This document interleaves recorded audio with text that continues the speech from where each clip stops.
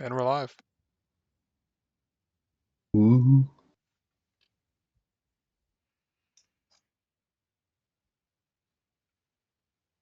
It's a blank screen.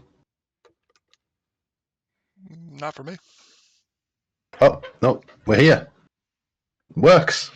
It Welcome in. does. Look at that. We made it. Let's go. All right. Hi, everyone, to the very first ever episode of Where Questions Lead. I am Google, the tall one of the group, and this is Stretch, the apparently taller person, which hurts me, but we're okay. And I look forward to seeing where this might go. Yeah, Stretch, you want to say anything? me too. It'll be interesting. We were able to get everything up and running so far. We just need to continue doing that. Can I just say, today is the first time that I've seen your face. I've known you for a long time, and it surprises me that you're not AI. I almost didn't show you my face before we started streaming, just so I could we could document your reaction for prosperity or posterity, I guess is the word. All right. I think we should start off on seeing a little bit about what we have envisioned for what we're about to start doing. I think that's a good place to start. Me personally, we have some conversations, man. We get deep into the conversations. The next thing you know, we're talking about the universe and the stars, the galaxy. Then it leads to like aliens, and then it leads to matter and multi dimensions. And then for some reason, you keep bringing it back around to grass because grass and nature is fascinating, especially grass to you, which is weird. But for me personally, I just enjoy these conversations, man. So if I can just, hey, sit here, have a good old conversation about anything that goes on in this universe, then I'm happy. That's where I'm at right now. I'm here because I know where these questions lead. Roll credits. Yeah. Yeah, All same right. thing. I mean, this podcast started as a result of conversations Kugel and I had, just like you said. We figured, might as well put it on the internet. That's the natural evolution of things these days. So, our intent is to start off each episode with a question or a subject. Like today, I think we're still planning on doing natural wonders, uh, and then really not have a structure for the remainder of the episode. So we'll just see where the conversation goes. Yeah, and that's why the name fits the thing. It's where questions lead. Like the best thing about it is we're not doing it from a place where we're like trying to educate people or we claim to know everything or we've got these amazing qualifications. We're just two normal dudes working normal lives and we just interested in reality. You know what I mean? That's the best thing about it. I think it's us trying to educate ourselves, asking the questions and seeing where the question leads. Damn, you picked a good name, bro. Told you. Picked a good name. We did. Yeah. We did. Well, you want to take us away? I did not do any more research other than the 5 or 6, however many natural wonders that I've found. Okay, But so for anyone that's watching this back, he's Mr. Organization, okay? And he's just said that he didn't do anything else. So if he didn't do anything else, I don't know what about me. So, but today's questions are about natural wonders, okay? And I have taken some natural wonders from the where I live. We were supposed to be like the continent that I live on, but actually I made it places that I've actually been, and I believe Stretch has done the Americas. mm-hmm. Is that right? All right, sweet. Do you want to go first and hit us with what you got first? All right, yeah, sure. So, like Google said, I was assigned to the Americas. The first one I picked was Grand Prismatic Spring in Wyoming. It's in Yellowstone National Park. It's the largest hot spring in the United States, third largest in the world. about 370 feet in diameter, so bigger than a football field, whether you're talking American football or European football, soccer. I'm just going to let that one slide. Let's let it slide. So I picked this one because I mean it is I think the term is like magma fed hot spring, right? So it does get incredibly hot, like 160 degrees, about 70 or 71 C if my math is correct in the center. What's remarkable though, if you look up photos of it going from the center of the spring where it's like a deep dark blue and going out, you just get these bands of color. Uh, the reason you get that is because in the center of the spring there, where it's actually 160 degrees, no microbes, no bacteria, nothing can live. It all dies. It's just too hot.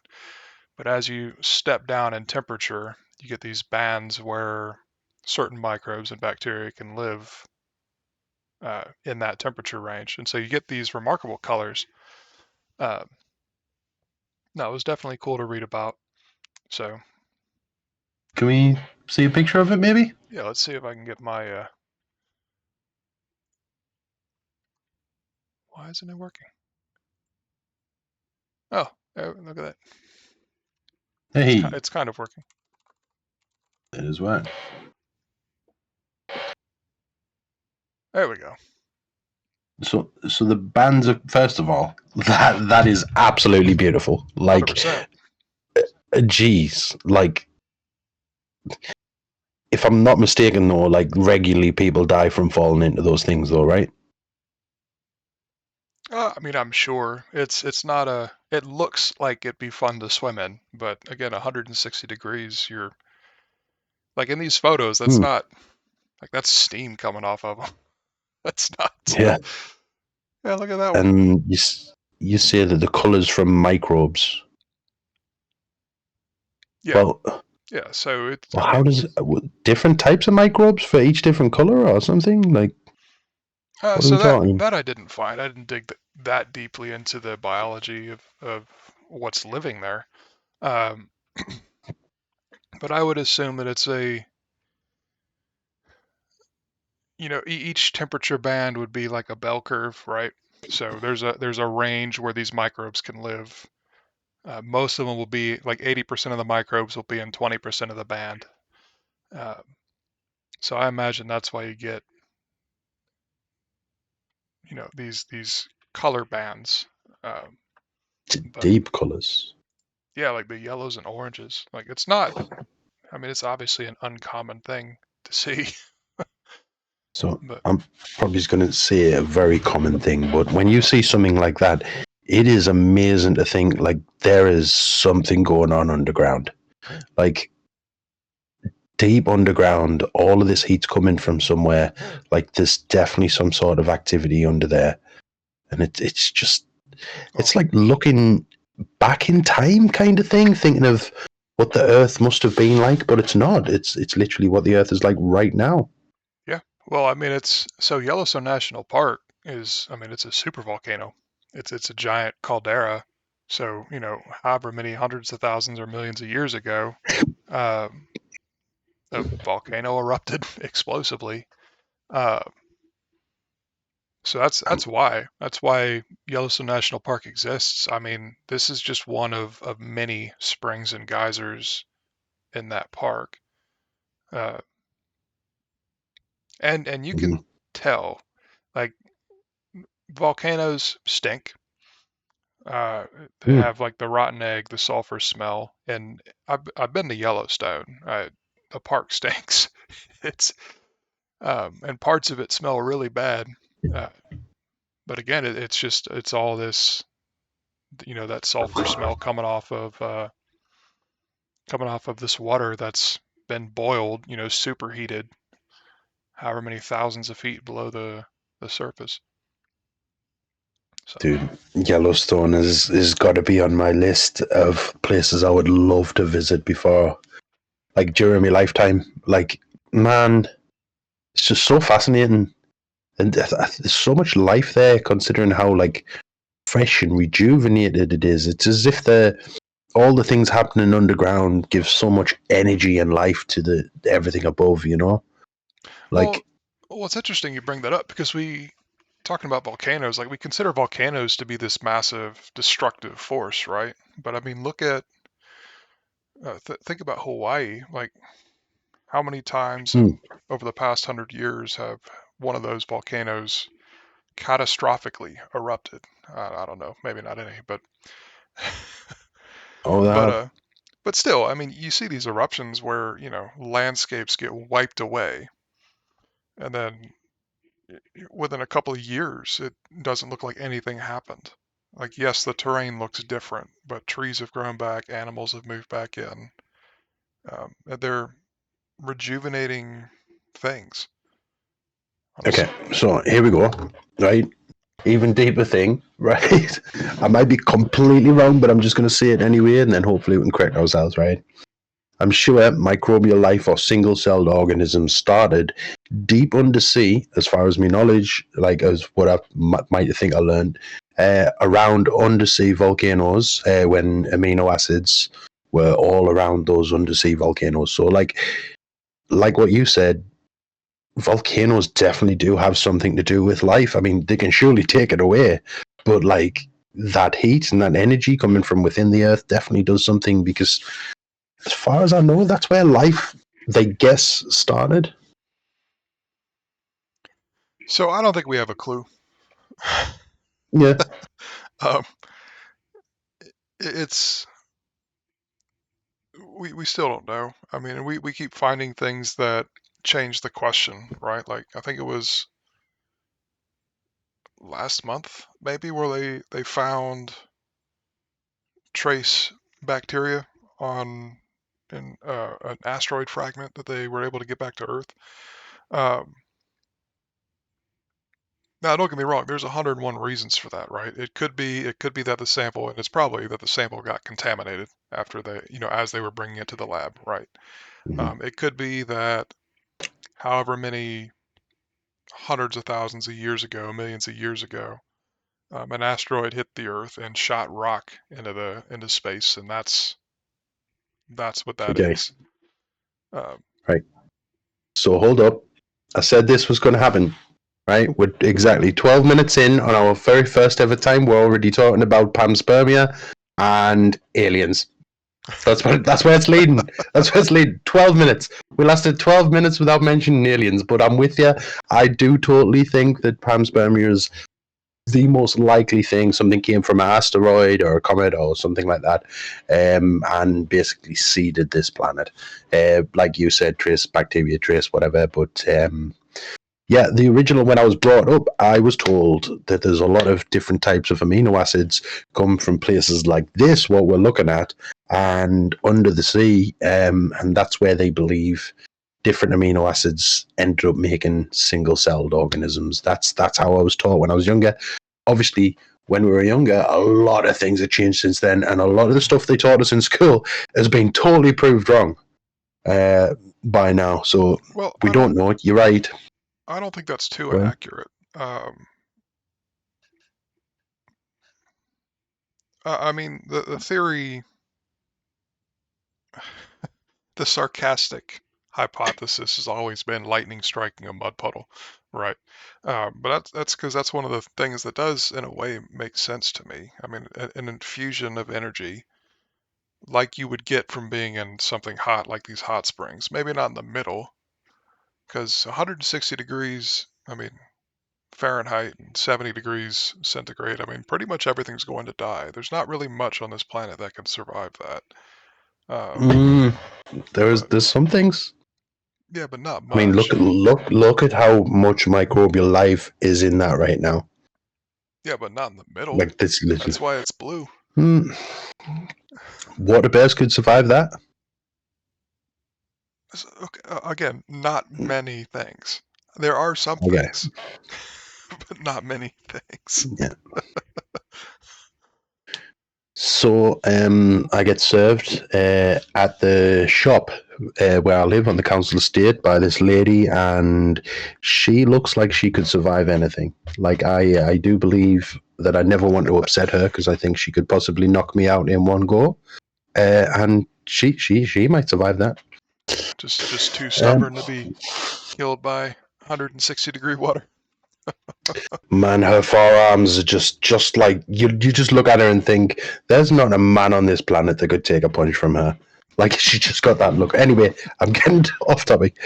All right, so I've never heard that before. Surprisingly, lightning striking a puddle, I mean, a mud puddle. it's probably not what happened, right? Like it's sarcastic, Yeah, but I get what you're saying. A lot of energy into a lot of things. Well, yeah, I would love to know. I would really love to know. I think we all would. Just, yeah, just how did it start? See, panspermia to me is the Well, that is the doesn't. most likely option, but it doesn't answer. Yeah, I Like, mean, where did that come from we're then? left with the same questions, right? Yeah, So I continuing don't it. think life may have been seeded on Earth. That's completely possible. But as far as the where life came from or how life began, I don't think it answers that question. It would answer others, but Hmm. It adds some things for our planet, but then you have to go to that planet and see where. There was obviously a starting point in the universe where life, yeah, universal. Like, how did life begin? How was it created? it's the million-dollar question. Well, as we think there's life, is there different types of things just as life? I don't know. But I don't. anyway, back. I'm Before we get totally off on a get with tangent. aliens. We're going off. All right, so the record right now is 12 minutes. I'll make a note and I will keep track. I'll put something like on the bottom of the We stream need next time. a little alien counter 12 or a minutes countdown. before aliens. All right. All right. Google, All why right. don't you let me know what your next one is? I'll go ahead and pull it up on Google. All right. Yeah, we need to count minutes since aliens was discussed. Like, you know, when people go to work and they've got like days since last Since last incident. accident. Like, yeah. All right. My thing is called Cheddar Gorge in Somerset, England. Now, it's not as beautiful. Well, actually, you know what? It is beautiful. It's just different. Cheddar Gorge in Somerset, England. I was going to say it's not as beautiful as Yellowstone, but there's most things in this planet not as beautiful as Yellowstone. Apart from a couple of things. Shout out to my wife. The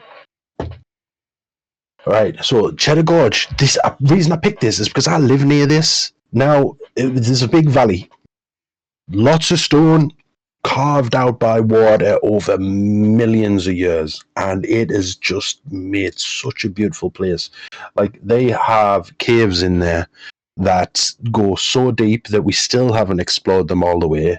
They have stalagmites and stalactites that are older than the entire human race, like millions of years old, and a water system where water comes from the ground that spreads out in and throughout the villages, and it's just beautiful, bro. And I've been there. I've been there with my kids, and the government makes you pay like £70 just to get in the caves now, which to me is mental because isn't that like a natural thing? Wasn't it there for millions of years? Why are you charging us to have a look at something that was already there? But I don't know if you want to click on some of the pictures or have a little scroll down or something. But man, you can see that every single one of these rock formations, these stalagmites, stalactites, and things like that, is like, just think of all the little drips and drops that it's took for these things to build up, just even a millimeter. Okay. And then now they look like this complete cathedral waterfalls of everything.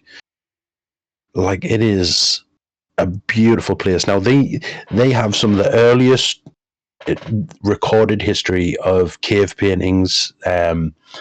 This Humans were not supposed to have settled in Europe, and then they found this cave, and that just changed everything. The times from all sorts and everything.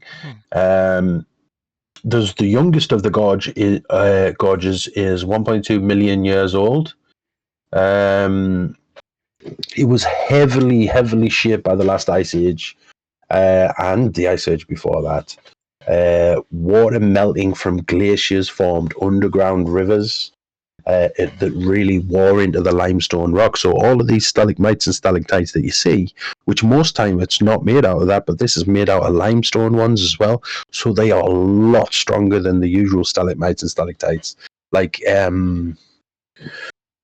literally when you go in, it boasts that most of these places have someone lean over, snap them off and steal them, take them home. But you cannot, because these ones are so strong that the normal people cannot just snap it with their hands, you know?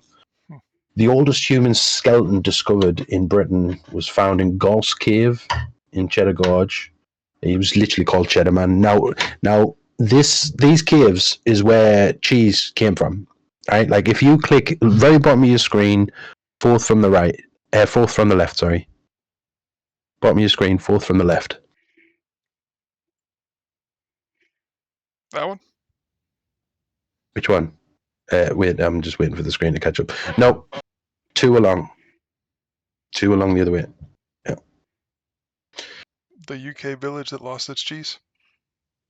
There we go. So that picture, if you click on it, you can see this is where cheddar cheese comes from. It's literally the place called Cheddar. Now, these are the little cheese barrels and everything and all that. Like, oh, first of all, hold on that picture because I wasn't expecting it. Look at those roads. Scroll back up. Look at those roads. Like, imagine driving down this. It is a beautiful drive, man. With your Absolutely. kids, your family, and everything in and out of it, and all the trees are growing out the cliff sides. And man, it's just one of those roads where you look at it and you just wish you had your skateboard. You just wish you had your skateboard because if you started at the top, it would be the best skate ever. Like, man, absolutely beautiful. And then mix this landscape with caves and history and running water running in and out of everything. It's just, man, I just find it so fascinating and beautiful. Yeah, for sure. And we were going down to the cheese, weren't we? So No, it's they really do very, use a lot of very, cheese. yeah. Custom milk? They're obsessed Is that what it was saying? with the cheese. Yeah, it's So there is an overwhelming amount of evidence of cannibalism in those caves. Huh. It wasn't just like a ritual. It was they were used it as an cannibalism as an actual food source, which is crazy. Now there's evidence of that has been put into like the Natural History Museum and things. Interesting. Skull caps are used for bowls and cups and all of that. All right, but get this. Botanists have discovered 3 new species of animals that live deep in the caves that have evolved to have no eyes because they have never in the whole of their evolution seen the outside of the cave. It's just there's animals that exist in that cave that have never been there. Like so deep underground there's still life. Where we were always taught at school that the sun was the main provider of life. Sun and water, wherever the sun was, the energy, if we had no sun, everything would die off. Yet for some reason, deep underground, there's still life there. It's crazy stuff, man. I mean, Yep. it's crazy stuff. All right, so that's what I wanted to talk about. Cheddar Gorge. If anyone would like to go to Cheddar, I highly recommend that you just jump over the gate at the beginning. Don't pay for it. The government is going to rip you off. This is a natural thing. Jump over the gate, go and experience it for yourself. This thing should be free. Okay? Don't give the government your money. Oh boy. Would like to take a moment to say that Kugel's views are not necessarily my own. And my views are not the views of the podcast. All right. No, that is an interesting one. I think we It, forget how our scope, in my opinion, and we've talked about this a couple times before too, is really limited to what we've experienced. And if you've never been in a cave like that, I mean, it changes your perspective quite a bit, I'm sure. it does, because you just think that up until recently, some of the places that you go in there, like nobody in human existence has ever stepped there before. Like ever. Yeah. There's places in that cave that is not accessible, but they've put like cameras and drones and things like that in there. Well, And that's it just gets bigger. well, and it's interesting too. So hopefully one day we can explore the entire cave, because there's all like you've been saying, there's always something more to find. Um, so who knows what is lying at the very bottom? Mm. All right. Would you like to do one? Yeah, I can do the next one. So my next one was Angel Falls, Venezuela. So I was actually pretty excited about doing this one. Let's see if I can find a photo that actually. Wow. Yeah, so I'll work on centering on the presentation a little bit before the next. But It's all right. yeah, Just click on so it. Just yeah, make it we can bigger. do that. Boom. See, it's got to be one of the most beautiful places in the world as well, It's again. it's remarkable. So it's in I think if I'm pronouncing it right, Canaima National Park in Venezuela. It is the tallest uninterrupted waterfall globally. It drops almost a kilometer from the top of the mountain to the base of the waterfall. Um, Water accumulates on top from rainfall, groundwater runoff, all that stuff, uh, and it's pretty isolated. So like the surrounding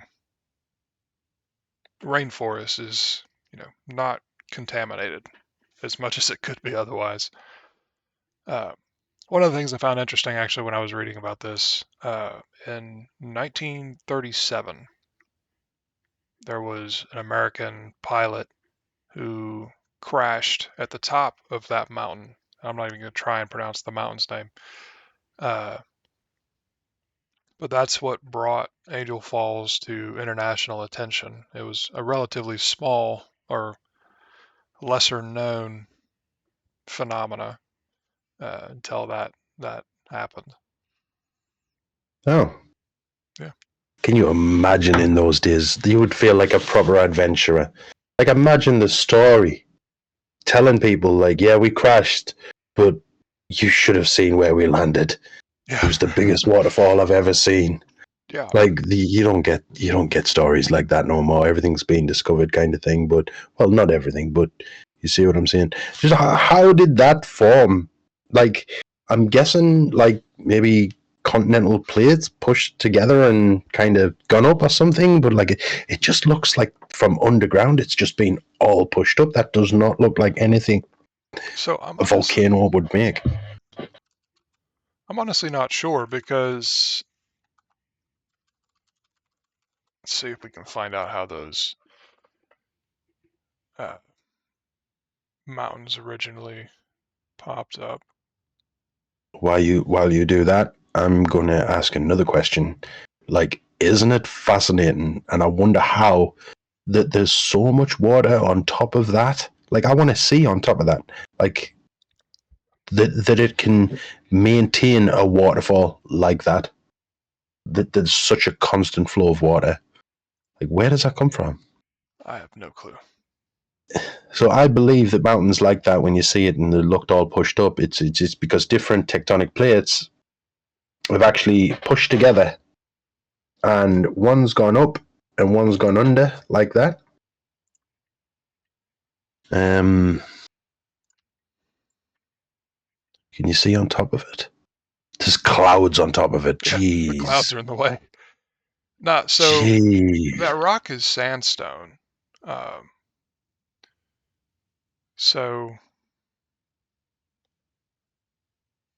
let's see. You think this might have all been ocean at one point? Down, you see how this might have been land and all this might have been ocean just eroding away at it? Maybe? Maybe, but that's a long drop. Let's see, here we go. The initial formation of the landscape was influenced by tectonic activity, creating the distinctive rock formations in the region. So I imagine that these were pushed up. I was right. I Yes, was right. you were correct. There's really not one. So land on top of there. I don't know how big it is, but life on there must be so isolated. But there's clearly life on there. I mean, you can see the trees and things like that. But life must be so isolated. I guess. Well, that looks like it was formed by water in some way, shape, or form. But Yeah. I guess that there's life on top of there that is evolved a little bit differently because there hasn't been a big range, and I don't know. I'm thinking there'll be stuff on top of there that you can't find anywhere else in the world. Damn.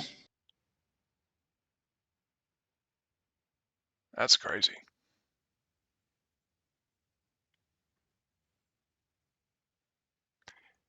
Yeah, I do wish that there was a photo of like on, a couple 100 feet back from the top of the mountain looking out. But nonetheless, I mean, it's a Well, remarkable. yeah, I want to see the whole thing from the top. Here we go. Look at that. That's insane.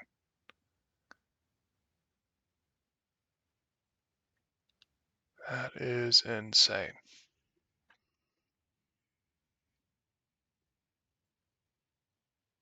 It must be huge to be. I'm guessing rainfall on the top of it. The clouds, that's water already, and things like that. Like to maintain a waterfall for I don't know how many millions of years it's been there. Yes. Must have a constant supply of water somehow. Well, I'm sure the flow rate changes, right? Because rainforests Yeah, have dry seasons too. Um, yeah. but Is there any time that it dries up? Is a question. uninterrupted waterfall. So Oh, so no, it's yeah, so it's yeah, yeah. an effectively 24/7 flow, if I'm understanding the context of that term properly. But no, I imagine that it's just by the layout of the top of that mountain, it kind of bowls and guides all the water towards that one point, and that's kind of why it ended up like that. But Yeah. no, it's crazy. I would love to see it in monsoon season. I mean, I'd just like to see it in general. Like it's Yeah, because imagine standing at the bottom, like a kilometer up. That's high enough that you start to lose, the detail, right? Like a kilometer right. is a far enough distance that our eyes, for the average person, aren't quite good enough to see everything as if it were 100 feet away. Like we're losing a lot of detail, so it just probably just looks like the waterfall is coming out of the sky. Yeah, that's something out of a storybook. There we go. Crazy. I believe that's the water must be going pretty fast and turn to whatever doesn't turn to mist would kind of reach terminal velocity. If I'm saying it right, is that the same waterfall? It is. I'm assuming that's in monsoon season. Yeah, my God. Yeah. Dang. Yeah, that is a lot more. That's insane. That is insane. The world is just like you don't need to make any crazy stories up. The world's already fascinating and beautiful as it is. Just look at that. The fact that that exists. Yeah. Like, Well, and there's nothing wrong with making stories off of it, right? I mean, have you seen the movie Up? oh yeah, It's yes, like where do you think that cliff and that waterfall were? Like they have to be inspired from mm, this, right? Um, yeah, but no, it's just it's fascinating. So yeah. If that was in England, the English government would charge you £100 a minute to go and view it. I think someone's salty I'm about not getting over it. I'm about salty, paying okay? I had to pay £70. £70 to get in those. Yep. Yeah. All right, bud. What's the next one you got? All right. So there's a place called Brimham Rocks in England. Like I said, I know some of yours are absolutely amazing, but I decided to pick for the first episode places that I've been. Okay. Brimham Rocks in England. Now, what used to happen, right? Before the continental drift, this part of England was underwater, and Scotland and England actually used to be separated, and they were quite far away from each other. And this whole thing was underwater. Now, because of the stone that it's made out of and the flow of the ocean, it was right in the middle of. What is the thing called again? The brings the warm water up towards where we live and brings the warmer weather with it. Oh my goodness, I know this all the time and I forgot the word. Well, anyway, the warmer water, it's right in the middle of the main flow of the water of the world at the time. And these are the rock formations that have been created. Now, to you and me, that picture right there that's just a rock balanced on a thing, right? But for some reason, that rock has been there for millions of years, and it is like living in giant's country when you go there. Like, if you go there and you think to yourself, this couldn't have formed naturally. Like all of these different places that you look at, like it but it has it over and over again, and it looks like layers as well. Throughout, they've been formed and reformed by ice Yeah, ages and absolutely. different water levels.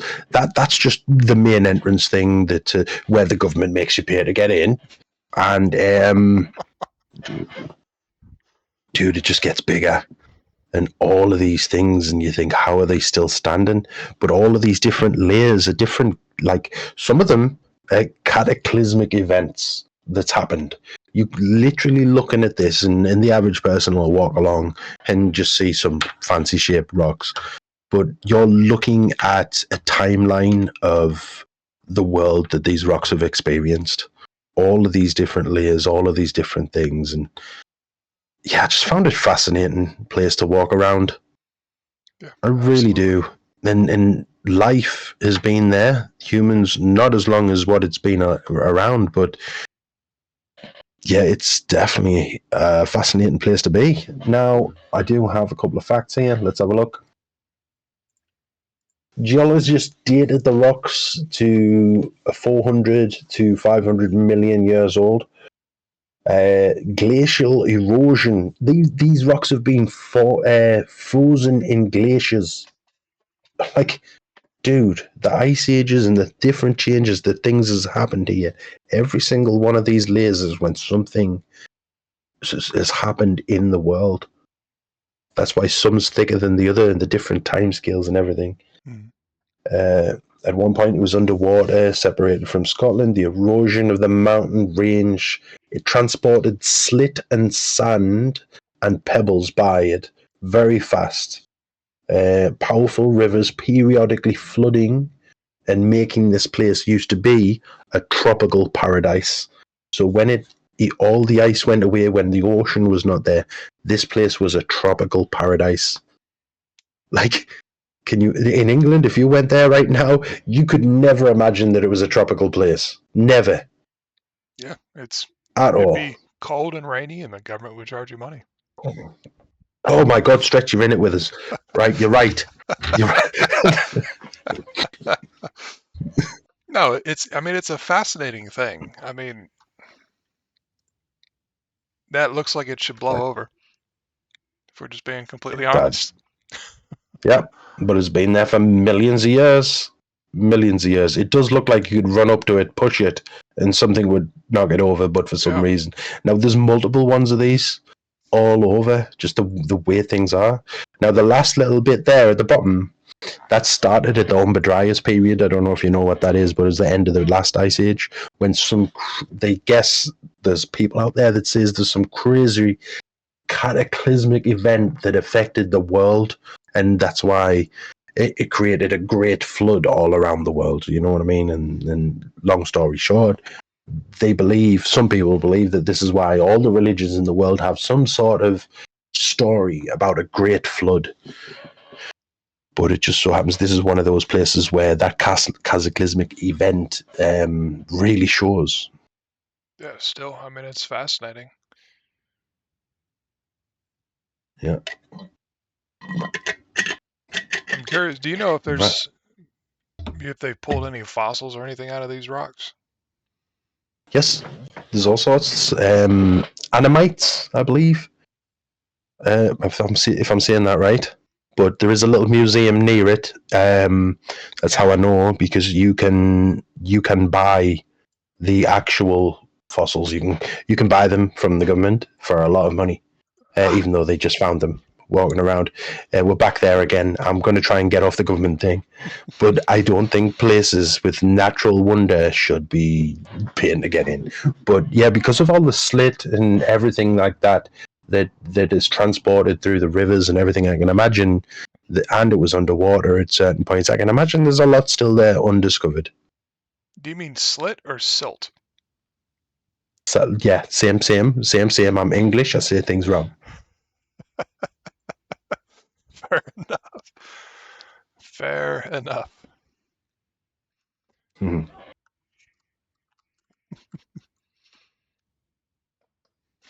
True All right. story. Ready for the next one? Yep. All right. So the next one is another one that I'm actually quite fond of. These are the Salar di Uyuni. They're the world's biggest salt flats.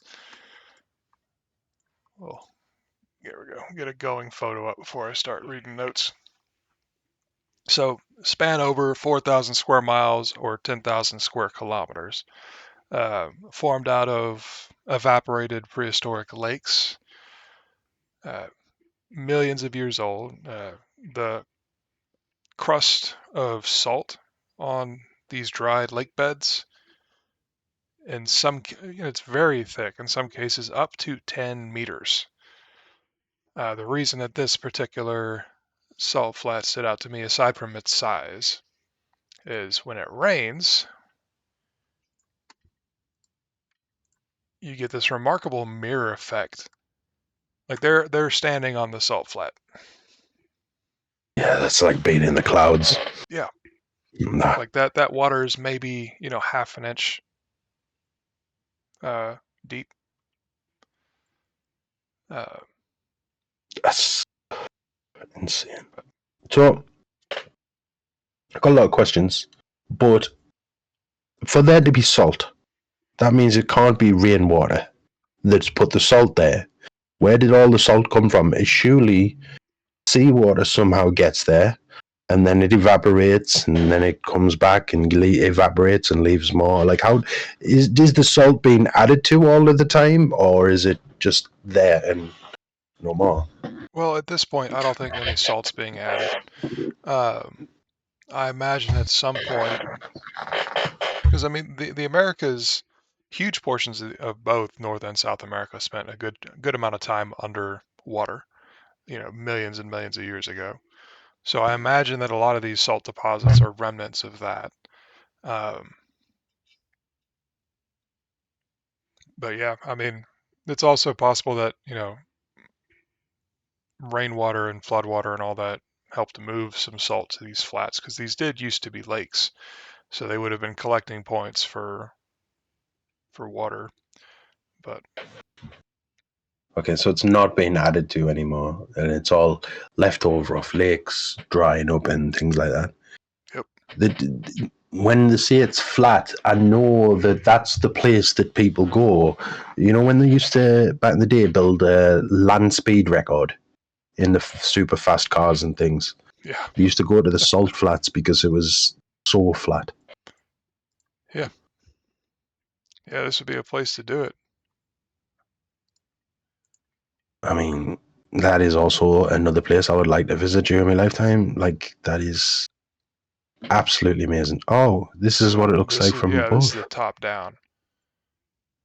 Ah, So, and okay, so these that was are a full lake's worth of salt. yeah, these are mountains, by the way. Just to give you an idea. Oh, No, it's insane. Like, right. So that, for that to be like that, okay, that means that that lake must have been put there by some sort of ocean, not rainfall at some point. So all that was definitely underwater, like you were saying. Because for it to have that much salt in, it must have been there by seawater at some point, right? well, yes. So Rainwater couldn't have put it. that's what I think would happen, right? I mean, at some point, millions and millions of years ago, again, most of or good chunks of North and South America were underwater. Um, I do think that was the big influx of salt to these regions. So, yeah, it's crazy stuff, Absolutely man. beautiful. So how deep does the salt go? Up to 10 meters. How much salt is in the water? Like, that's a lot, you know. Well, I mean, a tremendous amount of salt. It's also I'm possible too guessing. that when this lake was drying up, it was similar to the Dead Sea in salt quantity, right? Okay, Like so like extra. yeah, so like I didn't research into this part of it. Um, but like that's what I would imagine happen and it makes sense, right? I mean, if the ocean or the landscape changes so that the oceans recede, then you have this, essentially trapped ocean water in a big lake that starts to evaporate, get mixed with fresh water. Eventually, that salt's going to be forced out, and it doesn't have anywhere to go, so it sinks to the bottom, and then you have, 30 feet of salt. Okay. So it's crazy though. So for anyone that's listening and didn't understand the sheer quantity of that salt, the entire lake almost adds up to the same amount of sugar that's in a Coke. Like 10 meters deep, my God. Yeah, it's insane. Damn. Can we see a couple more pictures of it before we move on? Yeah, absolutely. Oh, this is a nice one. Look at this one, guys. Oh, of course it's tiny. I hate it when they do that. Ah, I never know how to zoom in. Oh, that's not fair. I want to see that. Can you imagine the feeling? No. Can you imagine that? Being able to look up and see the Milky Way and look down and see the Milky See Way. it again. That's Yeah. It's that's insane. got to be the most photogenic place, one of the most photogenic places in the world. Oh, absolutely. Absolutely. Come on, you gotta give me one more good one.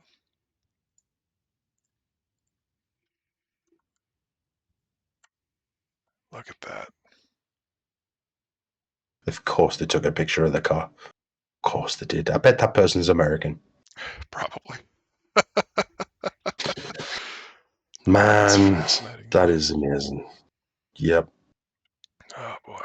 All right. Before we stare at this photo too long. Okay. All right. So again, I'm going to start my section off with what I traditionally start my section off with. Is I didn't pick anything big and fancy like you. I just picked one of the places that I've been. Now, this place is called High Force in England. High Force. Now, High Force, they think it was created 300 million years ago. This is a waterfall in England. Now, 300 million years ago. It's about 70 foot tall, right? So it's not like the biggest waterfall in the world. Although when it rains, it gets extremely powerful, right? And sometimes, well, like when it gets extremely cold, it freezes over and it becomes like some crazy ice cathedral, right? Which is amazing to look at. It's beautiful and everything. But in the overall perspective of the world, you think, okay, it's just another waterfall. But the thing about this that makes it really special is if you follow the river back, this water comes from underground caves. It literally comes up through the ground and creates a small lake, which leads off into a waterfall, which eventually finds its way to the ocean after going through all of this. Now, nobody knows where this comes from. Like we have not discovered where the water comes from, like as in under the ground and everything. The way the land is shaped, it's not like everything all pointing there. They think that underneath the ground there is an extremely large reservoir. Reservoir. Say the word for me, please, Stretch. Reservoir. Reservoir. Oh, hey, if I say it posh, I can say it. Reservoir of water underground that we simply haven't discovered yet. And I find that so fascinating that this amount of water obviously gets a lot more in rainy seasons and in rainy times and things like that. Uh, just comes from out the ground because you look at it now and you think, oh, it looks like a nice little waterfall. But dude, when I went there, that thing was powerful. That was one of those sounds. It's literally called high force because you can hear how much is coming over. It just one of those sounds that if you listen to that waterfall, you know that if you ever fell in there, you are not getting out. Like it's just the fact that it comes out of the ground. And granted, there's going to be a lot of rainwater there and everything, but some of that water potentially might never have seen the light of day for millions of years, and that fascinates me. Yeah, for sure. Mm-hmm. Just got to go on an Cleanest expedition. water in England. Just got to go on an Cleanest water in England. Say again? and the government will charge you 50 quid for it. Not this one. Not the, wait there. Let's find out. Find out. He's Let's looking find it up. out because times have changed since I was a kid. I'm finding out. All right. We're finding this one out. Do you have to pay to see high force in England? £2 per adult. £3 for a car park for 3 hours as well. Oh, it's £3.50 per adult and £2 for a child. Sorry. Yo. That's Okay. not Well, bad. that's not as much as the last one, but it's still making you pay just for a place. See, bloody England, bro. Well, it was free, I think, when I went. But that was many, many years ago. I was fascinated as a kid, and I remember standing on the top up there and looking over the side and thinking, "Wow, I'm so close to death right now. If I just fell off here, like." And it doesn't look that big in those photos, but it's certainly the sound makes it feel like it's that big. I believe it. I've been close to a couple waterfalls in my day. There. It's a different type of loud. Mm-hmm. They think that the surrounding areas was created by molten rock over 1,000 degrees Celsius that rose up through the earth and spread between the layers of the limestone. I don't know why I said it in that voice, but it really sounded so much better. Just adding some Uh, intensity to it. oh, man, the world's insane. I would love to see a time lapse of how things were created. Yeah, so that's mine. And if you're ever in England, I would highly recommend you going and visiting this because it's one of those places where a picture doesn't do it justice. Oh, for sure. It's more the feeling of being there. Yeah, no, I mean, next time I'm in England, I'm gonna hit you up. You're gonna be my tour guide. Let's go. Sweet. All All right. right. All right. You better be prepared to jump some fences. I can't get arrested. I gotta get back to the States afterwards. All right. My next one was marble caves in Chile and Argentina. So these always just astound me with how they look. Um, Whoa. like that's just remarkable. Um, so they're on Lake General Carrera, which is a glacial lake on the borders of Chile and Argentina. Uh, I mean, it's a cave, obviously carved out over thousands or millions of years. Uh, the reason I love these, so the color, like the look of the rock, is very dependent on seasons, particularly the quantity of glacial melt in the lake. If there's, a lot of glacial melt, and spring and summer after when glaciers are melting, um, they look like that. Just Mm. get this remarkable blue, and of course you can see all the striations in the rock. Um, but yeah, no, I mean they're just absolutely remarkable. Just, that's absolutely beautiful.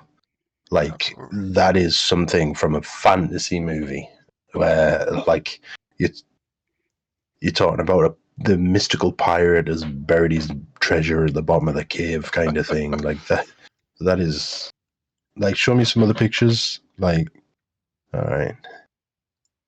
Yeah, and the fact that you can't reach them unless it's from the sea, Yeah, that's the other thing I too. think So they're is only accessible by boat.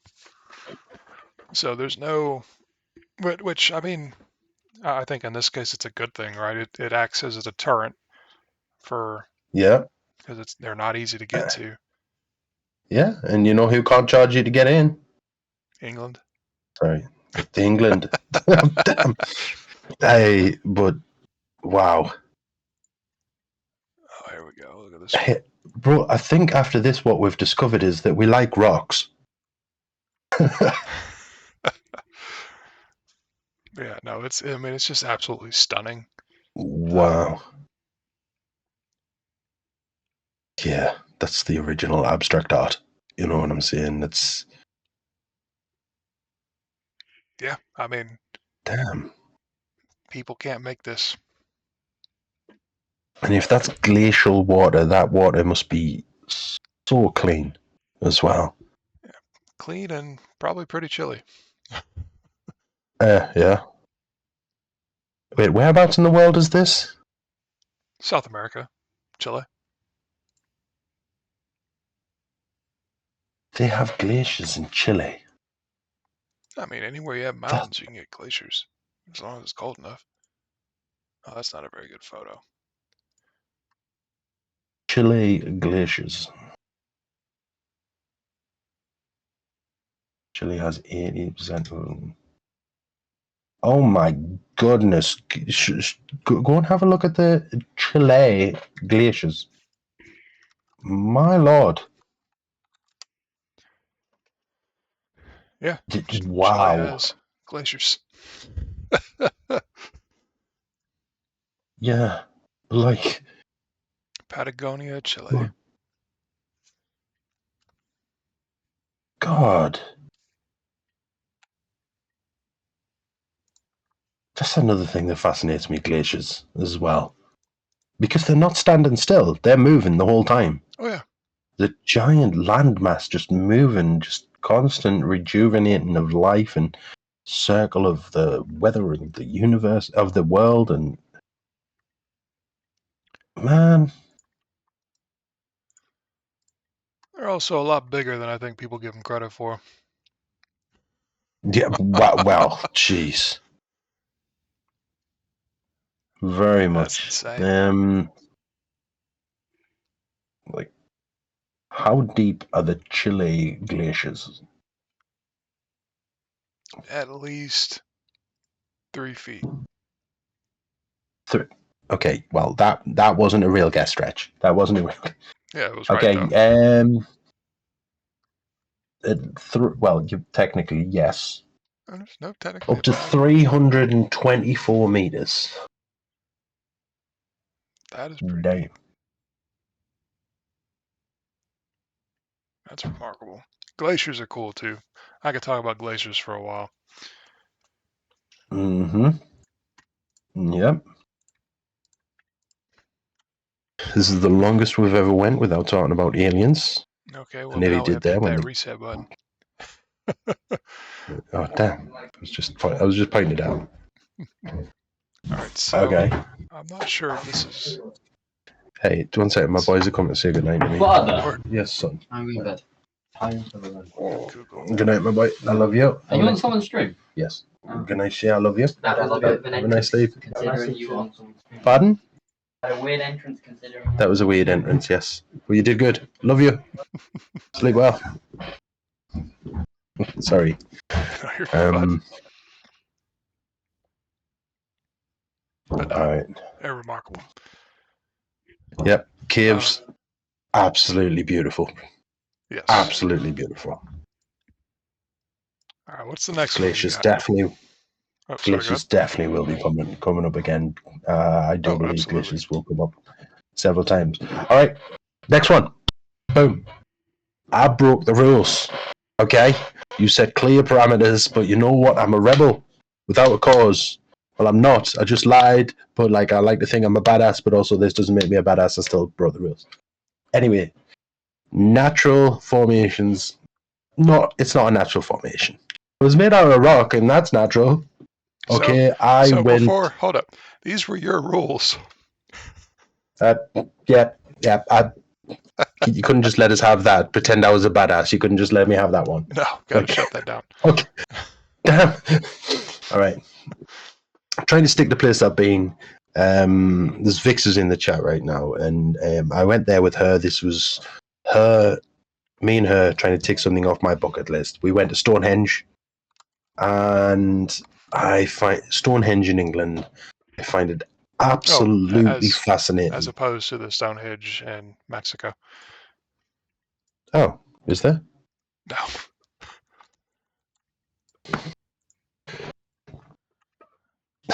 Okay, you've thrown me off my game. All right. So the average Stonehenge stone weighs 25 tons, and the biggest one weighs over 80 tons. Okay. Now, the closest place where this particular type of rock is found is 247 kilometers away. Now, the dating for these rocks being placed here just keeps getting older. Every few years, they find some more evidence that it's even older than this and older than that. Now, some of the main ones always point to it was there shortly after the Umber Dryas period, the end of the last ice age and things like that. But there's evidence that show there's different things around that's even older, right? Now, in a time when people are supposed to have been hunter-gatherers, okay, how did they move rocks? By the way, no one knows how they moved rocks. They just have best guesses. 80-ton rocks, 200 and something kilometers. How? First of all, how did they cut it like that to the precise sizes and things? Well, they might have done it when they got here, but why? Why move such massive rocks? Like, people always say, right, when I was a kid, that they used to say that the rocks in Egypt were moved. They'd put logs on the floor and then they'd roll it on that one and then put another log in front and roll it on that. But dude, an 80-ton rock on top of a log will instantly crush it. Instantly. These things, just looking at that, right, before we get into what it's all about, it's way bigger than it looks. Way, way bigger. And like 80 tons, bro. You got to think a third of these are underground. A third of it. Just to keep it up. And they are just like many things around the world. Many, many things, just like the pyramids, the Aztec pyramids. There's literally a pyramid in Scotland. The Göbekli Tepe. All these other things around the world are all pointed towards the summer solstice.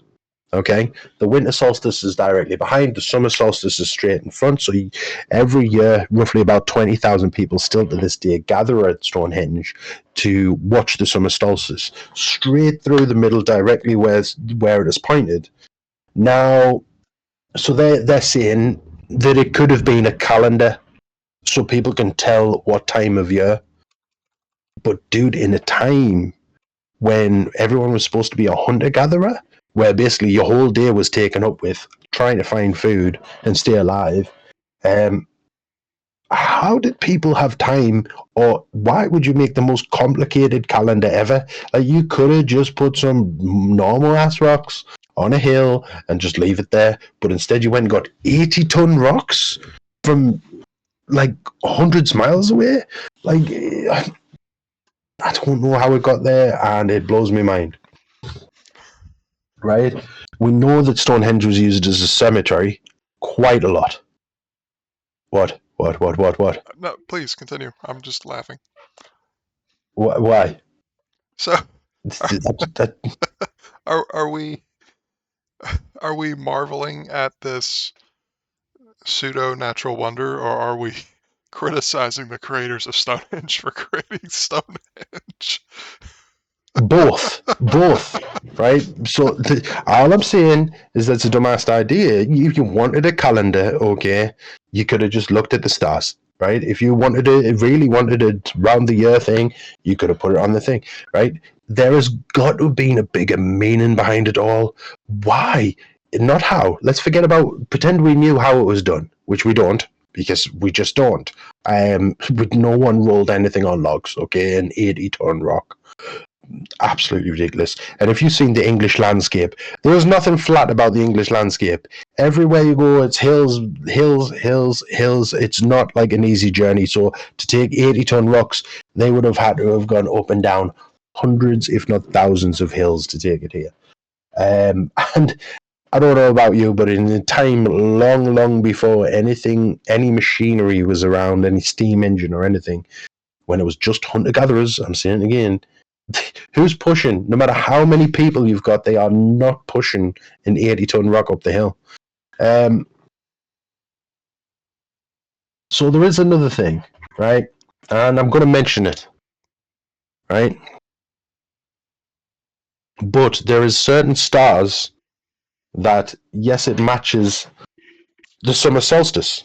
Now, Stonehenge and the pyramids and all these other things that I mentioned, they're always off by 1 degree. Okay, 1 degree, and everyone's like, "Oh my god, they were so precise back then."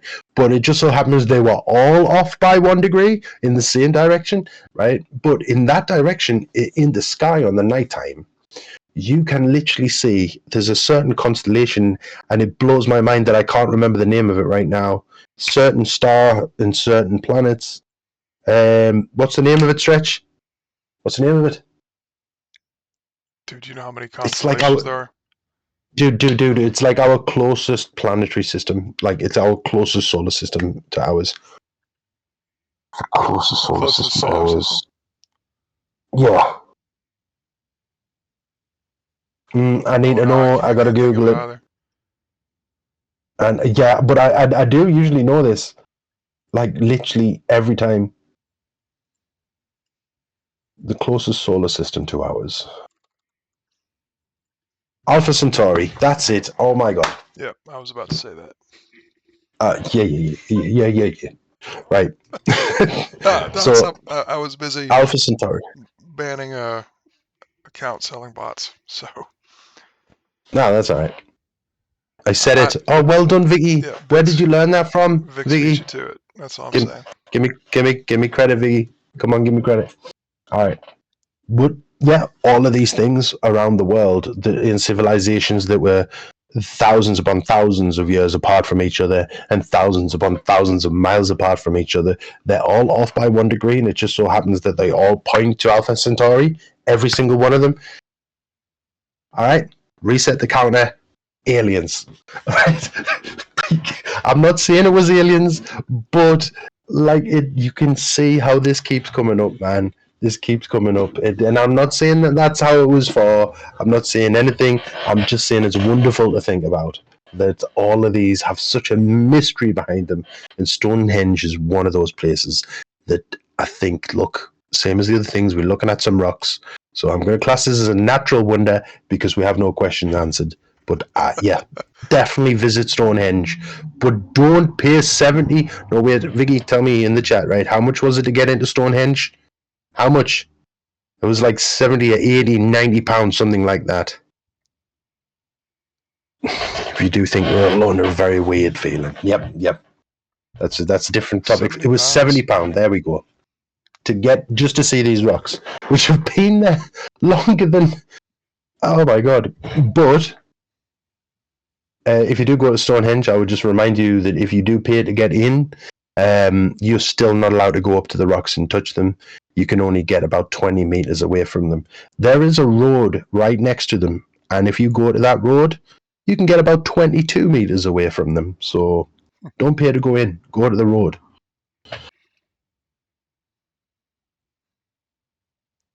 There we go. That is my Stonehenge. No, that is pretty legit.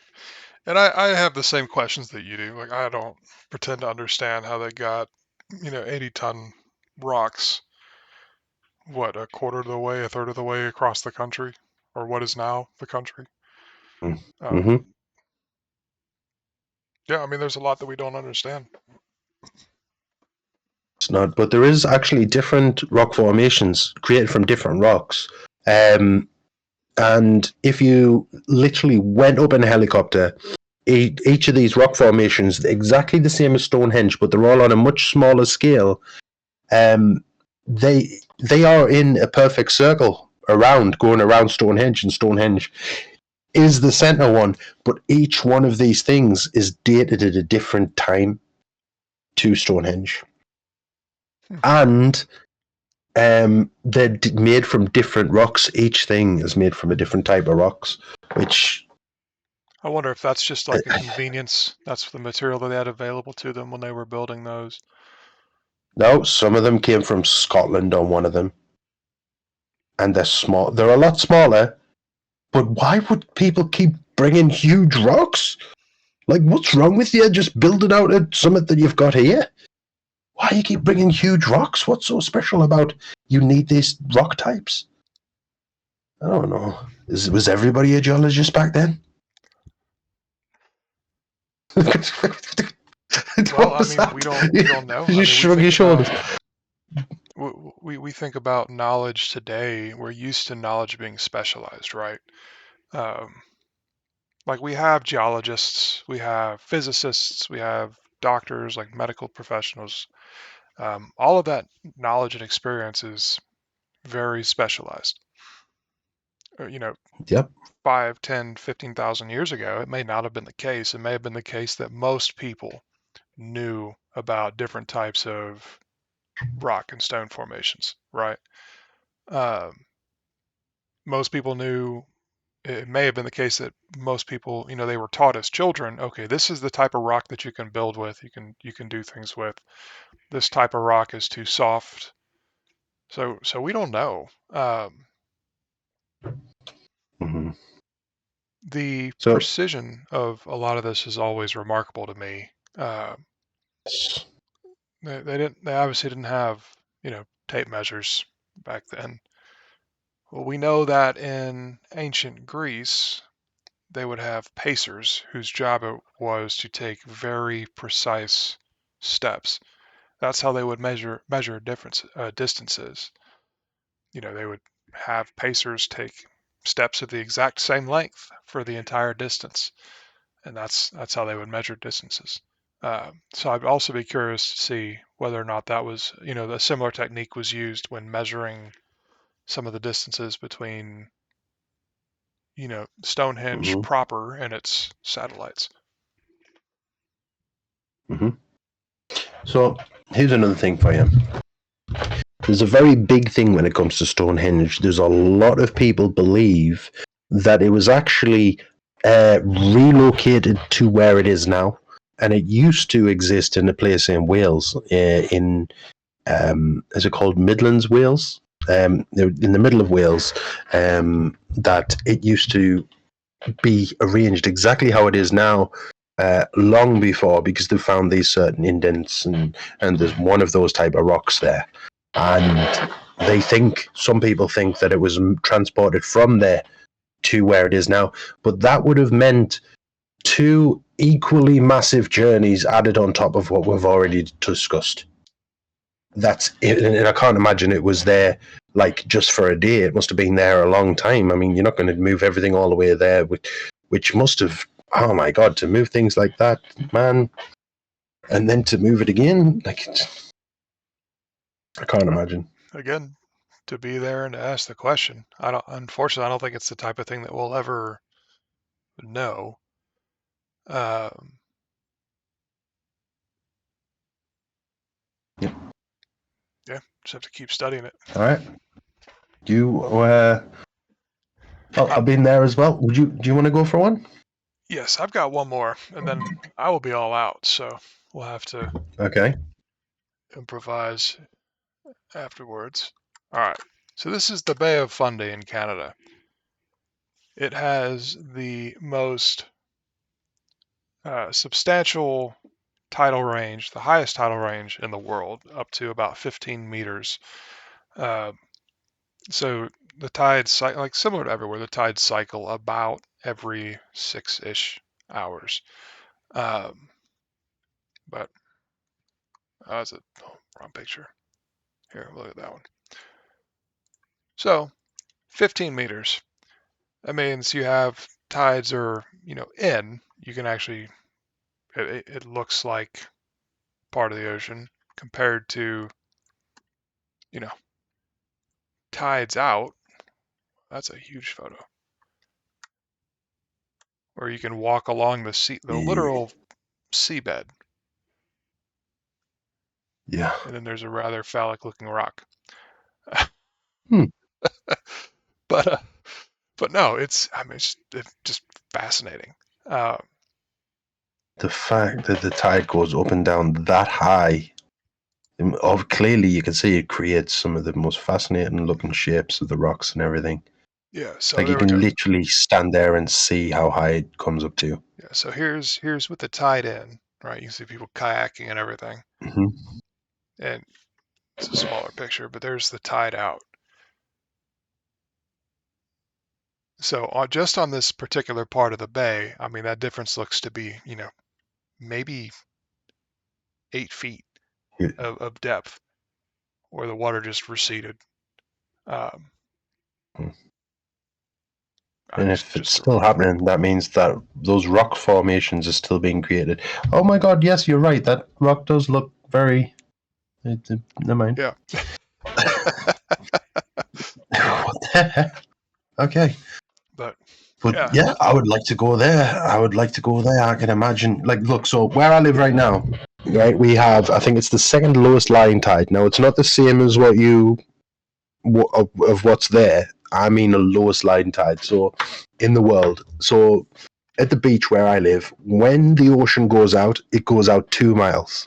And when it comes in 2 miles, in Western Supermare. And what it reveals is just mud flats all the time. Now, people get trapped there on a regular basis. It's like a hobby for people that's not from here to drive out and park the car on the mud flats, and then in like 6 hours' be time, all surprised of a when they sudden get stuck. all of a sudden the car's underwater, and next thing you know, we've got jet skis out. Not jet skis, hovercraft. But that though, the height that it comes in, I can imagine if you sat down for a picnic on there, like the speed, like you get lost in conversation. Next thing you know, the water's at your feet. Yeah. Like, man, and the ocean's a scary thing to me, man. It really is. But Yeah, I mean very it's beautiful place. just remarkable. Like I Have you got like any that more photo facts too. about it or anything? Very peaceful photo. I mean it's a remarkable thing because it's one of those cases like we were talking about earlier with the Burnham or Birmingham rocks. Burnham Rocks. Those, yes, Yep. thank you. Um, if I'm thinking of the right ones. where you get the striations in the rock. Essentially you're looking at a map of history. It's the same thing here, right? I mean, there have been archaeological and paleontological discoveries. I'm not sure what the word is, but Okay. a lot of discoveries, right? Uh, What we're talking, like dinosaurs? so I don't have specifics, but fossils dating back millions of years. So a lot of these are going to be, shellfish, uh, Okay. those Sea weird, life. yeah, sea life. Uh, let's see. I've got cats getting into things, but no, it's just a lot of fun to, like, I tried to find a video that was, public use that showed, like, it was a time lapse of the tides going in and out, but I could not. 'Cause, again, it's just a fascinating thing, and this is one of the places that I want to go see. My advantage is, I'm already in North America, but Mm-hmm. Yeah, you definitely should go and see it. I mean, one of the wonders of the world. yeah, A beautiful place. Can we see some more photos? absolutely. Oh, here's a good photo. Of course, it shows up kind of fuzzy, but still, Hmm. like, this entire area would get covered up. Uh,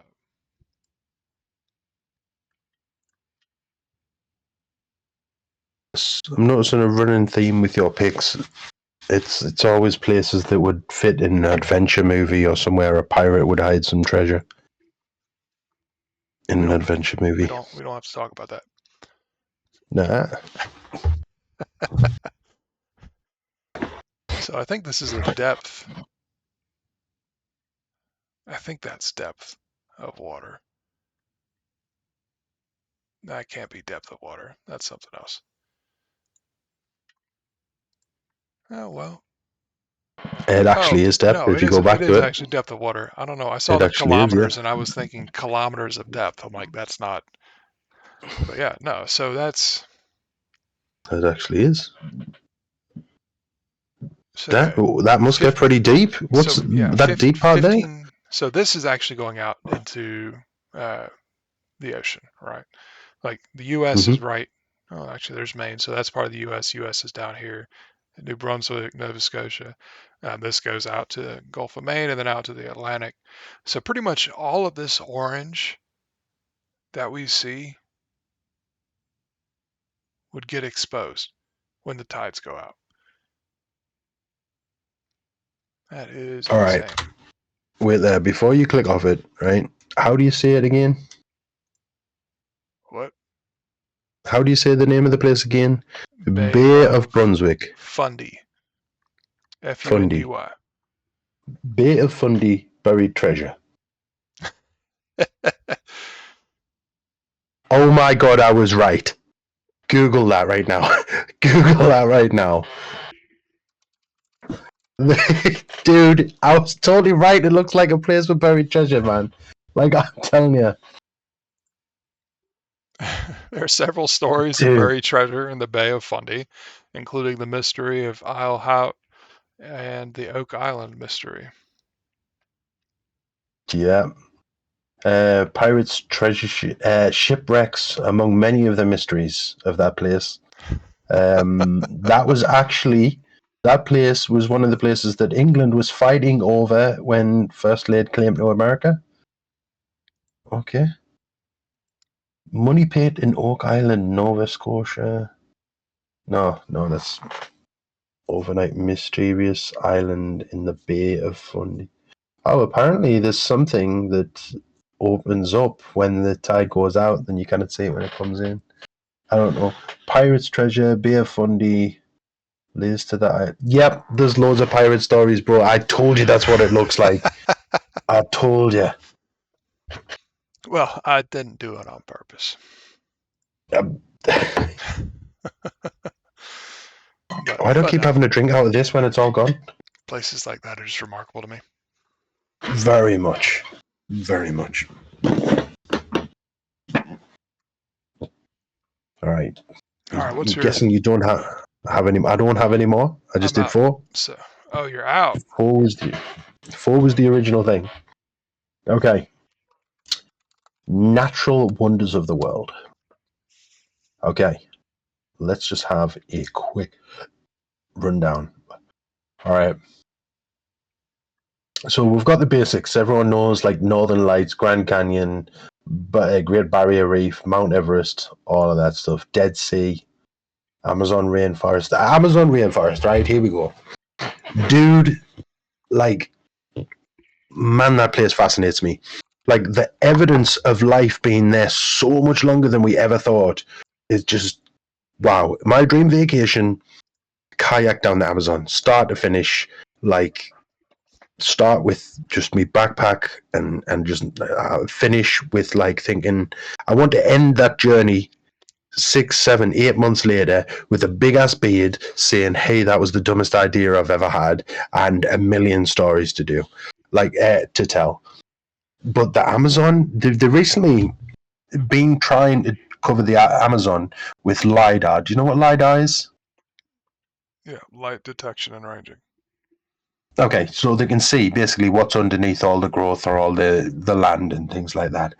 And repeatedly over and over again, even though they haven't even covered 10% of it. They keep finding things, and I totally believe that humans have been there a lot longer than we ever thought, because these are places that the Ice Age didn't cover. You know what I mean? These are places where Well, they were there's a lot of mystery. Yeah, go ahead. yeah, they certainly would have been impacted by the ice age, but they wouldn't have necessarily been frozen. So I understand what you're Okay. saying. It's still a Uh, remarkable. yes, they were, but you have to remember during the Ice Age, there was a lot more land because a lot of the water in the world was taken up by the Ice Age and by the ice caps and things like that. So there was a lot more land back then. This is how they think the original people were actually on Easter Island. Like, have you ever looked how far away Easter Island is from all of from land? I haven't. So No. it's nearly 3,000 miles in the middle of the ocean one direction, 2,500 in the middle of the ocean the other direction, and they think there was a landmass that connected it at some point during the Ice Age. Like, just zoom out. There's Easter Island. All right, it's Like, Chile. my God. Like, you know what I'm saying? Like, how far away is that from Chile? I'm guessing 2,000 miles is probably what it's going to say, because that's there. How much is that?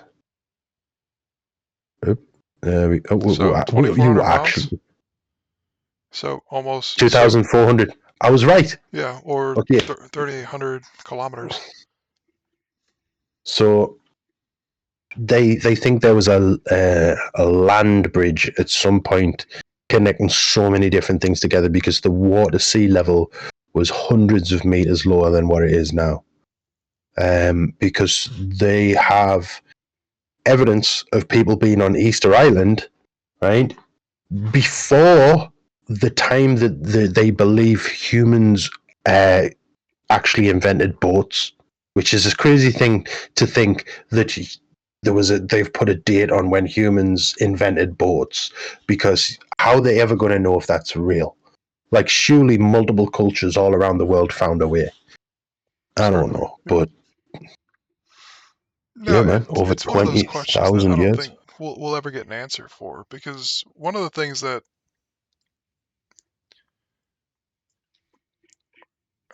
our species started in Africa, right? And eventually spread up into Eurasia and Europe and Asia, and from there branched out. Um, you can see all my stars over my saved spots in the U.S. And Mhm. from Eurasia branched out across Europe and Asia, and then land bridge from Russia to what is now Russia to what is now Alaska.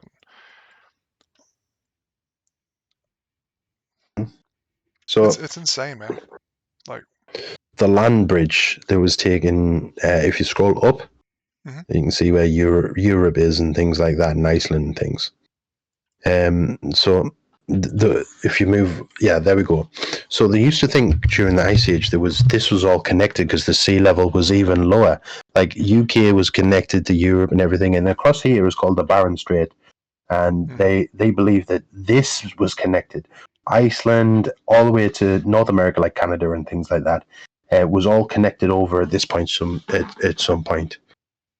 All of that they believe was connected by land at some point during the thing, which is insane to think about because that is just a massive water right now.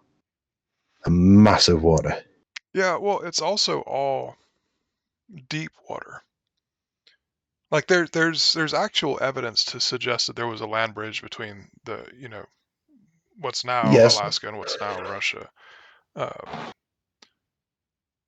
so I guess Okay. I'm So curious. So what do you think? Do you think it's likely that there was a land bridge going from Canada to Greenland to Iceland to the UK or Norway or something? Or do you think it's likely that yes, just in the ice age, it was the just northern ice. ice cap just was so far south that they were able to walk from, you know, maybe not necessarily what's now the UK, right? But from, maybe parts of Norway across.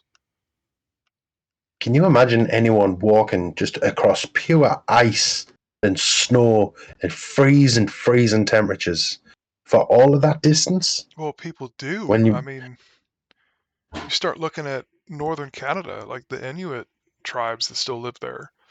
Um,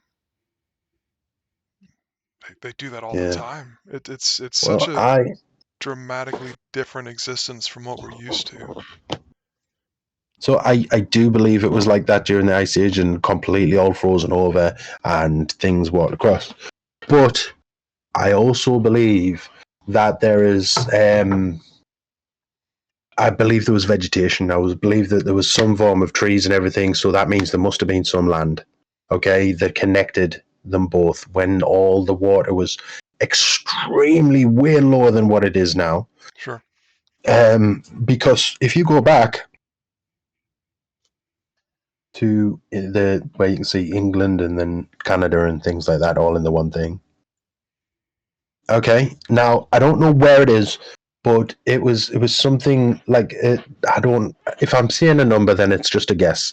But it was like 50 miles off the coast of Greenland, underground water, drilling for oil. They found fossils of what's called a short-faced bear. Do you know what a short-faced bear is? Nope. We'll Google it though. So basically, a short-based bear was extremely much larger version of what a bear is now. Like, look there, you can see them. Now, if they found these, that means that that bear was on land at some point, and that ground that they're drilling in things was at some point exposed. You know what I mean? So and now Sure. these things is what is they claim that these are the type of animals and things like that stop humans from crossing the Barren Strait at certain points and things. But yeah, I as far as everything that I've heard points to that there was a connection, some sort of land bridge. You would have thought the one you pointed out was a much simpler thing. Like the corner of Russia to like Alaska kind of thing. You could totally imagine that happening. But the Barren Strait is a big thing. Can we Google the Barren Strait? The Barren Strait land bridge. Can we have a look at Not it? sure I know how to spell that. Let's see. Let's. I come on, bro. Come on, bro. Don't do me like that on the podcast, bro. Don't make me Well, spell things. Just say it. Text to speech to text. Barren Strait land bridge. Bering. Okay. Like Bering Sea. Killing me. All right, here we go. All right, so that's between Russia and Alaska. Is it? Yeah. Ah,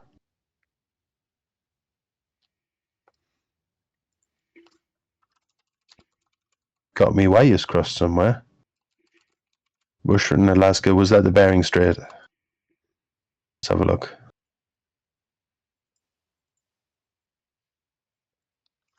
Oh, Is this the proper name of it? Okay.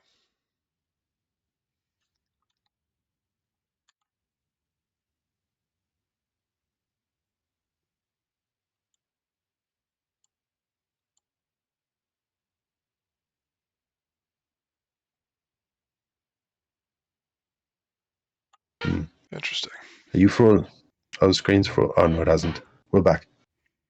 What? Thought you were frozen. It was frozen for a second.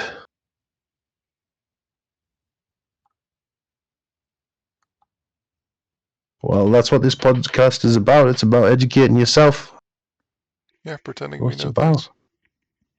I'm not pretending I know anything. I'm just fascinated about the things I hear.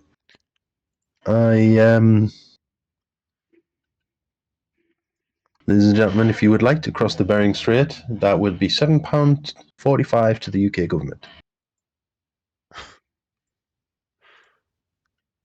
Okay, there. All right. Zoom in on So that. this is actually a really Zoom. interesting map.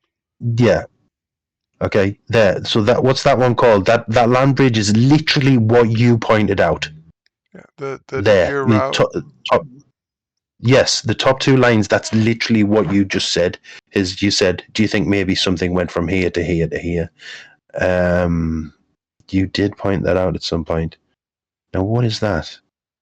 So the Bering Strait, or whatever, is over the other side, and I've got that mixed up with this one. Yeah. But this one says that I knew there was a thing, but the Bering Strait is the other one. Yeah. Let's Is see where they this think stuff. life came across.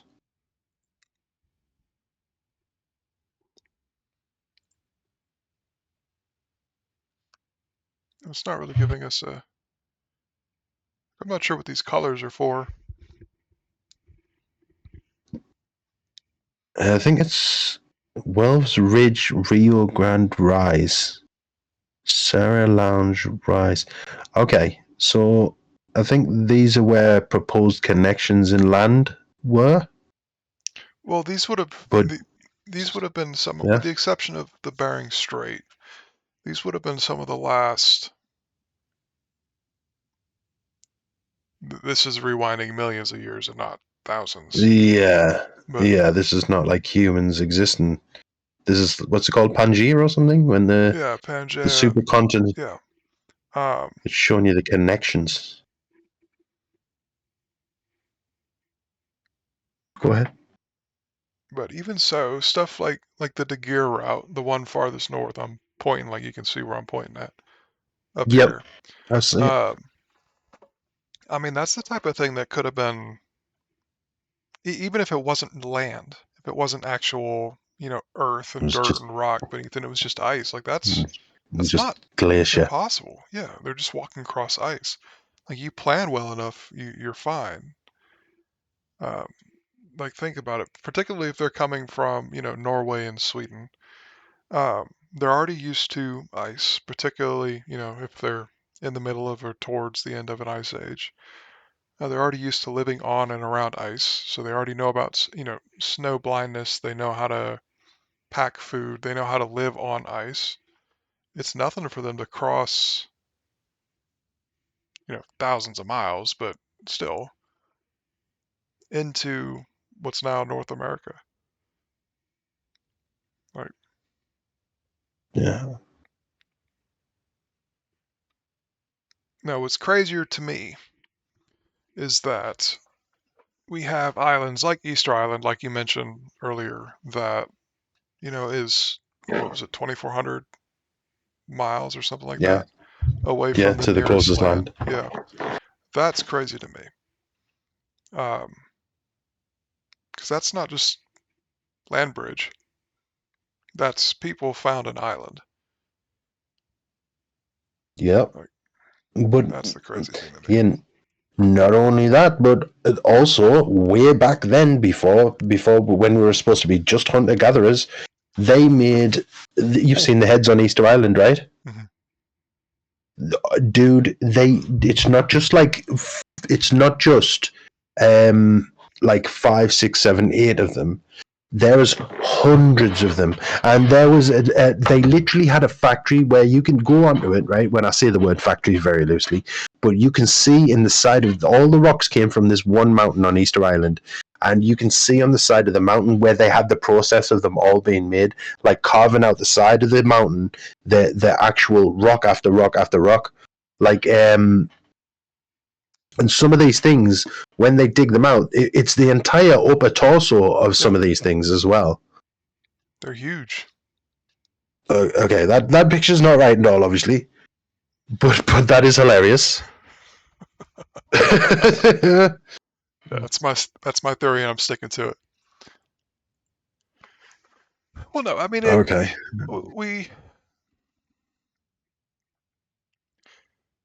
it brings up an interesting question about evolution, right? Because we naturally think of ourselves as being more evolved than our fellow species or than our predecessors.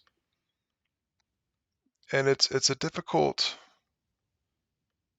thing to measure because we don't know. We don't know a lot. Like one of the things, for example, we try to compare our intelligence to the intelligence of other animals, mammals in particular, right? And initially we did that by comparing the size of our brains. And then we started finding animals that had bigger brains than we did. And so it became, brain to body size ratio or brain to weight ratio or something like that. So we keep Yeah. moving the goalposts for what we actually mean, what we actually call intelligent. Um, I don't It's not. know. It's difficult to assume. It's difficult for me to assume that our predecessors were any more or less intelligent than us. In the same way that I would say that the intelligence is different between, humans and octopus, right?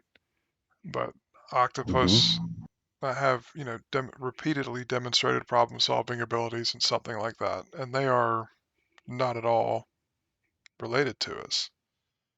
Uh, who knows? Who knows what our ancestors would have looked like as far as their intellectual capability, right? Because we've talked about it before, and we're talking about moving these gigantic rocks for Stonehenge, or the pyramids in Egypt, or the pyramids in Central and South America.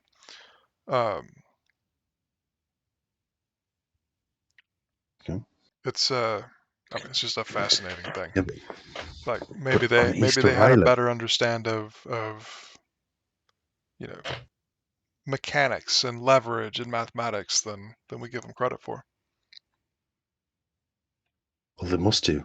They must do because there's multiple things around the world that show that yeah, mathematics, the mechanics, and the way things work, like has to have been understood. Otherwise, they wouldn't be able to achieve these things. Like in Easter Island, on the side of the mountain, like I was saying, there's hundreds of them on the island, hundreds, and then on the side of the mountain, you can see the process where one after another, they're slowly in different stages of being made. Hmm. And some of the sizes of them, they're different. Every one of them is different. They believe it's to represent one of the important members of the community after they pass on, so they can keep, because all of the heads are actually facing inwards. So they're all facing towards this one particular place, which is where they believe that they all settled and that back then. But just to have people on a very remote island like that to be able to do things like that when uh, they've either had information passed down through generations or they've done something, and there must have been, like, as in they figured something out. Hmm. But for collectively all these different, like, civilizations to figure similar things out all throughout the world, that doesn't show anything other than intelligence. Like, that's why I think the words hunter gatherer gets thrown around so much when talking about the history of humans. So very much. Like, because we look at the Amazon, for instance, they literally made types of dirt because there's certain parts of the Amazon that you couldn't grow actual food that what you and I would call it. They literally made their own dirt so they could grow things, and I don't know. There's a lot of unanswered questions in the world, but I definitely believe there was more knowledge than we give them credit for. There has to have been. Otherwise, how can we keep having all these marvels all around? Well, we've kind of talked about this before too. I do think that technological advancement has, for want of a better word, stages. Uh, in a sense, like for example, agriculture, right? That was like the discovery, the invention that let humans take over the planet. It's the reason that we have excess food and the reason that people can become specialists. You can have carpenters, you can have farmers, you can have bakers, all because of agriculture. So there are certain, gateway technologies that you have to achieve to progress. Um, it's very possible that some of these, that mathematics is I would say is one of them, right? Having a generalized understanding of physics, not necessarily to the extent that not even Newton brought to the world, but understanding that gravity's a thing, Do we? understanding the relationship between two objects. Um, They're not necessarily going to call it physics or have a name for it or anything, but an understanding of the way the world works, the way things work. You know what I mean? Like an understanding of the things around you.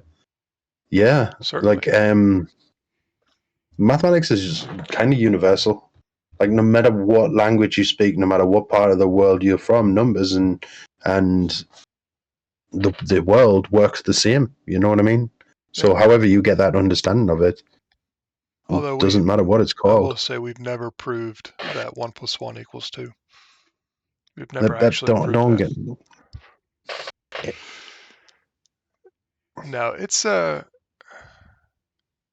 complicated thing. So another interesting thought too is that you're going to have geniuses in every era, and they may not be something that we would necessarily recognize as a genius. Like, for example, you may have a shaman in one of these ancient tribes that could call the rain, uh, you know do crazy stuff like that. And to the people of this tribe, it would look like the shaman can do it. It obviously wasn't magic. It was very likely just they had a better understanding of the natural world than their compatriots. So they were able to make it look like, intentionally or not, I'm not necessarily saying that they were, being deliberately deceitful, but they were able to make it look Mm-hmm, like that they had control over things that they didn't. Um, mm-hmm. no, it's very much a different, it's a crazy world, man. It is a crazy world. Yeah. So before monsoon season, you're doing a little rain dance, and apparently it was because you did the rain dance. Yeah, well, that's part of it too, right? I mean, imagine you're a member of a tribe, 10, 15,000 years ago, you know, surviving by the skin of your teeth, and you're all starving to death, and all of a sudden, Bob, your, the one tribe member that nobody likes, trips and falls into a volcano, and the next day, y'all have a very successful hunt. It's like, oh well, it turns out the Oh reason no! we had a successful hunt is because Bob tripped and fell in the volcano. So Now we're next going to do next next sacrifices. month, yeah, next month when we need to go hunting again, we're gonna take Bill because nobody likes him, and we're gonna throw him into the volcano. And what do you know? And it's a remarkable evolution of psychology. Uh, but that's how those things come to be. And same thing with the shaman. I mean, we all perceive things that we don't realize we see. Uh, I mean, and it happens to us all the time. Like when we have gut feelings, for example, our brains are making a connection that we're not actively aware of. Um, Mhm. I mean, it's the same thing. So it's a kind of a natural thing. Like I do it even in my own life. So I had this thing called obsessive compulsive ritual disorder, right? And I would repeatedly do certain motions, certain things. Like the most common one is like you got to turn the light switch off in like certain ways, or have you for example, have you ever been walking along the street and you look at the lamppost in front of you and think, "I've got to make this lamppost before this car gets past me," or something like that when you were a kid? Do you understand what I mean? Probably. Okay, well, Similar things, sure. a compulsive disorder is kind of like an extreme version of that. I would always feel like I had to do things in a certain way, otherwise something was going to go bad for me. You know what I mean? And I think all humans naturally have not an extreme thing like that, but naturally have an inquisitive mind that thinking Sure. this is what caused this. This is a reason that happened, and so on and so forth. So yeah, you're right. Bob did fall into the volcano, and it just so happens we got rain the next day. I'm just saying, like, if Bill's here, we need rain. Like, maybe. Come on, Bill, your turn. Yeah. No, I mean our brains just work in remarkable ways. Yeah. Right. Well, this has been an absolute pleasure. Thank you for the very first episode. I don't know if you want to end it there, and like, what subject would you like to do for next week, though? Oh, for next week, I don't know yet. We can take a look at. Let's see. Let's pull up the episode ideas. I'll just start reading from the top. We'll go from there. The most fascinating animal adaptation. That could be a rabbit hole pretty quickly. Okay. The most underrated historical event. Mm-hmm. Could also be a rabbit hole. Can humans ever truly be selfless? Oh, that's not going to be a good one. You'll like this next one. How will AI change how we think? Yeah. Okay. But no, we've got plenty of ideas. Okay. So we'll have good ones for next week. Do you know what? Yeah, we'll talk about it off stream, I guess. But I look forward to coming back. Thank you for putting this on, hosting, having me on, and thanks for the conversation, man. It's been cool. Like, I really want to visit some of the places we spoke about, and it's been nice to chill and wonder about how things got there, even if the Bering Strait is not where I thought it was. It's all right. I didn't know where it was at either. I should. But Also, I do want to say that if you tune in next week, I will tell you all the other places that the English government will charge you to go. Thank you. He'll still be on that kick. But, no, definitely. I definitely enjoyed it as well. Always a good conversation. Always a good conversation. All right. Well, thank you very much, Stretch. We haven't got an outro or an intro yet, but by next week, hopefully we will. So I do believe Stretch did offer to sing us a song on the way out this time. No, I didn't.